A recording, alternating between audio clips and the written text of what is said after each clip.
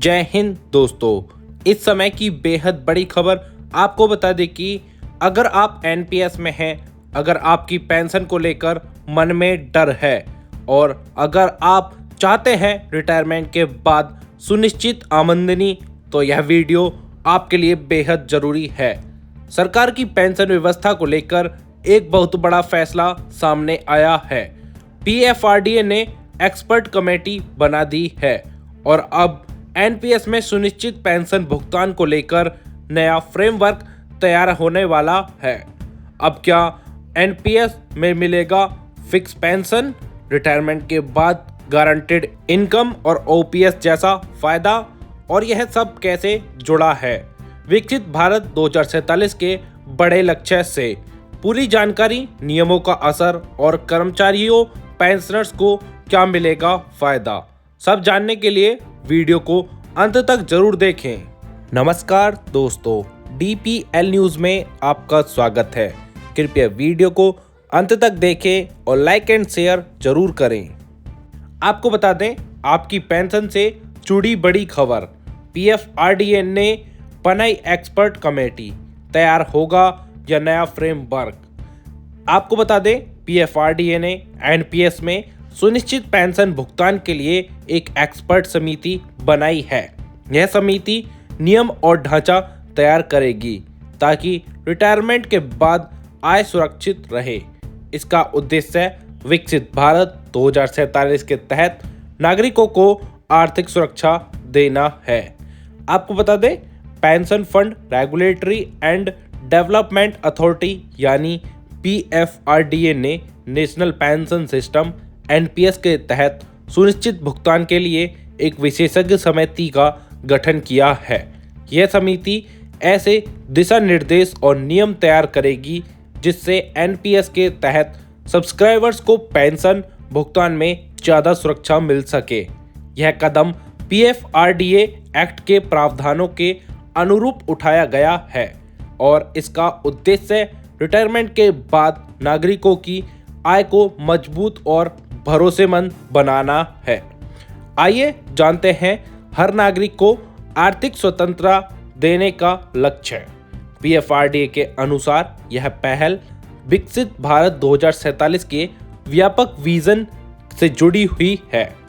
इस विजन के तहत हर नागरिक को अपने सुनहरे सालों में आर्थिक स्वतंत्रता और सम्मानजनक जीवन सुनिश्चित करने का लक्ष्य रखा गया है।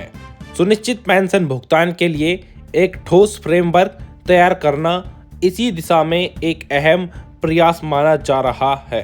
आपको बता दें कि डॉक्टर एमएस साहू करेंगे समिति की अध्यक्षता।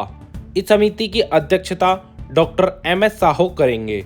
डॉक्टर साहू रेगुलेटरी चैम्बर्स के संस्थापक हैं और वे पहले insolvency and bankruptcy board of India IBPI के चेयरपर्सन भी रह चुके हैं। 15 सदस्यीय इस पैनल में कानून, actuarial, finance, insurance, capital markets और शिक्षा जगत से जुड़े विशेषज्ञ शामिल किए गए हैं। इसके अलावा समिति को यह अधिकार भी दिया गया है कि वह आवश्यकता पड़ने पर बाहरी विशेषज्ञों या मध्यस्थों को विशेष आमंत्रित सदस्य के रूप में बुला सकें ताकि व्यापक विचार विमर्श किया जा सके। इसका मुख्य उद्देश्य सुनिश्चित पेंशन भुगतान के लिए नियम और ढांचा तैयार करना है। इसमें पीएफआरडीए की 30 सितंबर 2025 की परामर्श पत्र में बताए गए पेंशन स्कीम्स पर भी विचार किया जाएगा।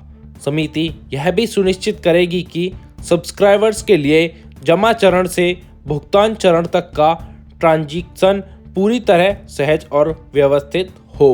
समिति जोखिम प्रबंधन पर भी विशेष ध्यान देगी।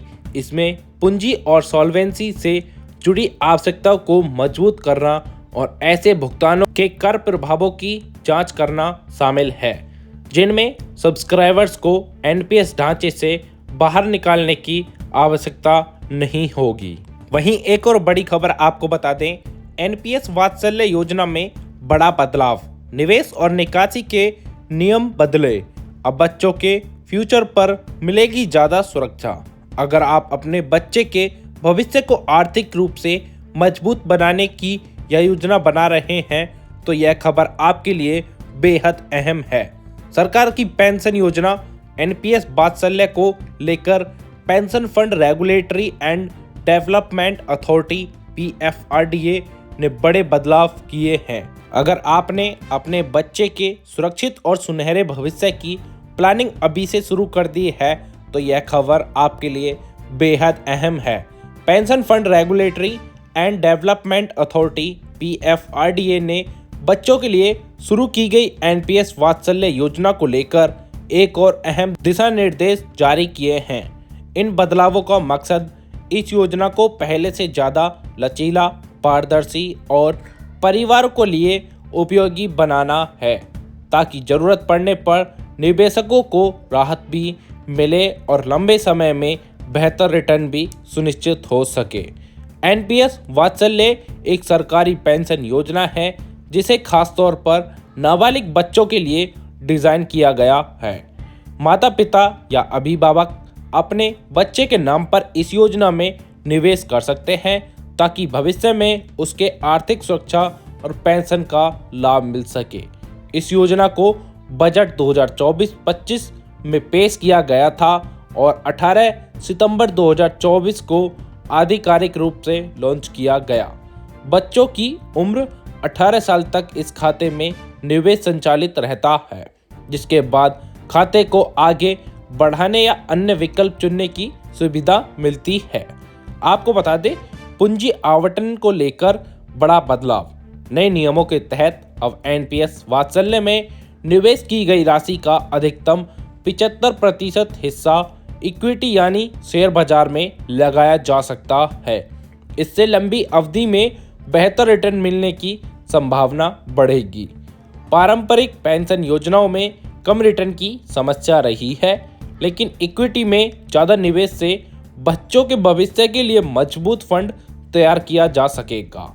आपको बता दें, आंशिक निकासी के नियम हुए स्पष्ट। अब 5 साल का निवेश पूरा होने के बाद अभिभावक बच्चे की शिक्षा, गंभीर बीमारी या इलाज जैसी जरूरतों के लिए आंशिक निकासी कर सकेंगे।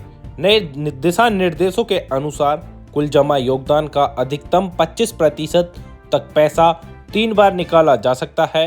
इससे यह योजना सिर्फ रिटायरमेंट नहीं बल्कि अस्थायी जरूरतों में भी मददगार बन गई है। आपको बता दें, 18 साल के बाद मिलेंगे कई विकल्प। जब बच्चा 18 साल का हो जाएगा तो उसके पास खाते को 3 साल तक जारी रखने, सामान्य एनपीएस खाते में ट्रांसफर करने या राशि निकालने जैसे विकल्प होंगे। योजना के समापन पर अब 80% तक राशि एकमुश्त निकाली जा सकती है, जबकि 20% रकम एन्युटी में निवेश करनी होगी। यदि कुल जमा राशि 8 लाख रुपए से कम है तो पूरी रकम एक साथ निकालने की सुविधा भी मिलेगी। ऐसी ही डेली अपडेट्स के लिए सब्सक्राइब करें DPL न्यूज़ और बेल आइकन को दबाना ना भूलें, जिससे हमारी अपडेटेड वीडियो सबसे पहले आप तक पहुँचे।